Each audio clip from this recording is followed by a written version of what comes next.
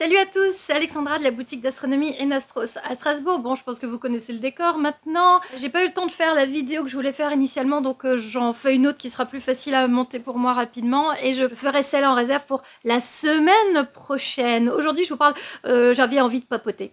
Voilà, petite news en ce moment parce qu'il y a eu pas mal d'annonces. Parce qu'on a eu donc l'annonce des 4 astronautes américains qui vont partir avec la mission Artemis 2 pour la Lune hein, en novembre 2024, mais j'ai l'impression que depuis c'est un peu la folie. Alors, on a eu ce matin, alors je fais la vidéo jeudi, hein, donc il y a 2 jours, les chats m'ont réveillée à 4h20 du matin et j'avais oublié, enfin j'avais pas mis mon réveil, donc finalement c'est bien tombé. Il y avait un petit chat, un truc qui était rentré dans l'appart et donc solfège en fait, il était en mode défense du territoire et je vois l'heure et là je fais oh il y a une éclipse. Il y avait une superbe éclipse solaire hybride, donc elle n'était pas visible en Europe puisque à 4h du matin le soleil déjà il n'est pas levé et puis c'était pas ça matchait pas hein, voilà. Et par contre il y avait des rediffusions YouTube et depuis l'Australie c'était superbe, c'est-à-dire que même derrière mon écran de téléphone, vraiment c'était elle était magnifique. Quel dommage que je n'ai pas pu la voir en vrai. J'ai regardé sur le site de la NASA, vous voyez l'éruption solaire en bas à gauche, et c'est super beau parce qu'au moment où on voit le sourire du soleil, hein, voilà, moi c'est comme ça que je dis, le sourire du soleil, le croissant de soleil, en fait on voyait tellement bien l'éruption, là je vous mets les photos, j'ai fait des captures d'écran, j'ai tout posté sur les réseaux sociaux, en direct, en même temps, Instagram, enastros.fr et le Facebook Enastros, c'était vraiment sublime. Très belle éclipse. Il y a eu, là à l'instant, il y a eu l'envol de Starship. Enfin, je veux dire, c'était un truc de dingue, là, avec leur fusée de 120 mètres de haut, là, ils ont réussi à l'envoyer dans... Non, mais c'était ouf. Et puis, par contre, les gens, ils sont dingues. Parce que autant on a eu Ariane 5 la semaine dernière, l'envol de Ariane 5, c'était impressionnant, mais il n'y avait pas... Là, les gens étaient dingues, en fait. Je sais pas comment expliquer. Tout le monde criait... on a à un moment donné, on a cru, parce que le lancement devait se faire lundi, il a été reporté à aujourd'hui, on est jeudi, donc Eclipse plus Starship, je vais te dire la journée de dingue. Vraiment, c'était beau en fait. Voilà, moi j'étais quand même sacrément émue lors de l'envol en fait, finalement, voilà, est-ce qu'on peut encore appeler ça une fusée, vu l'engin? C'est énorme. Je vous mets là quelques données si j'arrive à trouver combien ça pèse des tonnes, mais c'est gigantesque. C'était incroyable, vraiment c'était très très beau. Ariane 5 là voilà pour Juice, je l'ai regardé aussi, c'était super joli aussi, mais les envols d'Ariane 5 sont déjà des choses qui sont faites depuis tellement d'années qu'en fait voilà l'habitude, l'Europe a l'habitude des envols d'Ariane 5, donc c'est vrai que là c'était comparé avec SpaceX, c'était quand même une sacrée innovation. Et si j'ai bien saisi, alors dites-moi dans les commentaires, en fait c'est une fusée avec une fusée. Ça veut dire qu'en fait ils vont faire un premier envol et après depuis les hauteurs il y aura le deuxième envol. Enfin c'est complètement waouh, ça marche les lois de la physique avec tout ça. Je vous avais dit hein, que c'était une vidéo papotage. Bon, autre nouvelle, aujourd'hui, j'ai reçu toutes mes bâches pour l'exposition de Saverne. Je vous en avais parlé il y a 2 semaines. Mon exposition Intercosmo. Alors, regardez ça. Ta -ta -ta -ta. Voilà.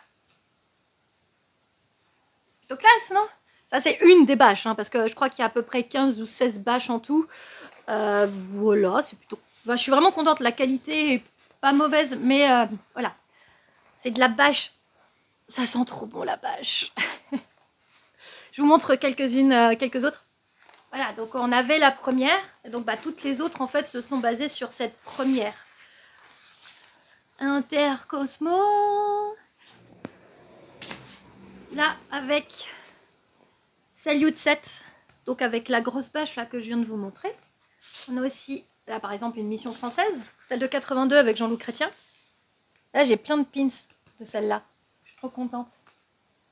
Alors en fait, on retrouve toujours donc des données, des missions et les premiers astronautes non soviétiques qui sont partis avec les Soyouz vers les Salyut, voire même vers la station Mir.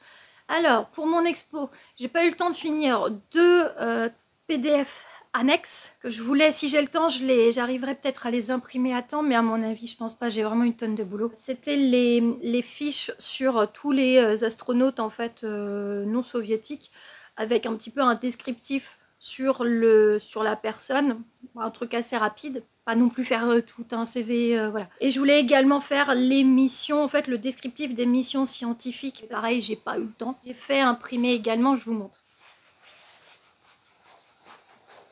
Wow. Voilà.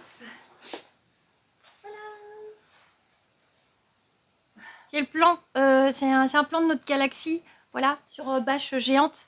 Donc c'est super parce que je sais que c'est un truc que je pourrais toujours exposer soit pour les fêtes de la science, soit pour les nuits des étoiles. Je suis trop contente d'avoir tout reçu. La qualité pas trop mauvaise. J'ai une bâche qui a été cousue et non collée sur les bords. Mais bon, ça c'est pas très grave. Voilà. Je termine ma vidéo. Attendez, je vais rouler la bâche. Je finis ma vidéo en fait parce que la vidéo de la semaine prochaine que je devais faire aujourd'hui, mais j'ai pas eu le temps de la monter, c'est sur un globe. Tout simplement parce que le 13 mai, j'ai l'immense plaisir et privilège d'animer pour la nuit des musées pour la ville de Haguenau. Il se trouve que le musée historique de la ville d'Haguenau possède un globe du XVIIe siècle, un globe céleste. Le globe date de 1603 et les globes de Coronelli, alors on connaît ceux par exemple de la BNF, là, les 2 gigantesques globes de la BNF, ils sont de ouf, ils sont superbes. En bleu comme ça. D'ailleurs celui-ci aussi a une teinte très bleutée. Si jamais pour l'animation de Haguenau, ce sera le 13 mai, voilà, à Haguenau, directement au musée historique de 20 h à minuit, animation et observation selon la météo pour les observations. Alors si vous êtes dans le coin, n'hésitez pas, il y a quand même 2 beaux week-ends là, les 2 premiers week-ends de mai, je vais cravacher. Ça va être super. Peut-être que je vous ferai d'ailleurs des vidéos au moins sur Saverne, peut-être pour mon expo Intercosmo, je vous ferai peut-être une vidéo. Voilà. Écoutez, je papote pas plus. On a quand même eu de très belles choses là ces derniers jours, beaucoup d'aérospatial. L'engouement a toujours été là pour les missions spatiales, mais c'est vrai que comme il y a une relance un petit peu très rapide de SpaceX et qui va en fait finalement créer de l'engouement sur l'aérospatial des autres pays, dont la Chine. C'est vrai qu'il y a énormément de choses en ce moment, donc il y a vraiment beaucoup de sujets à suivre. Bon écoutez, merci d'avoir regardé ma vidéo, j'espère que vous aurez passé un petit moment de divertissement avec moi. Je vous souhaite de passer une très bonne journée ou une très bonne soirée. D'ailleurs, si on a une éclipse solaire, on a une éclipse lunaire dans 2 semaines. Je ne sais plus où elle est visible, donc n'hésitez pas à guetter, à regarder sur internet. Je vous mettrai aussi certains liens en dessous, voilà. Donc n'hésitez pas à checker en descriptif pour les infos. L'abonnement pour ma chaîne, pour soutenir mon travail, voilà, c'est pas grand chose mais ça fait toujours plaisir.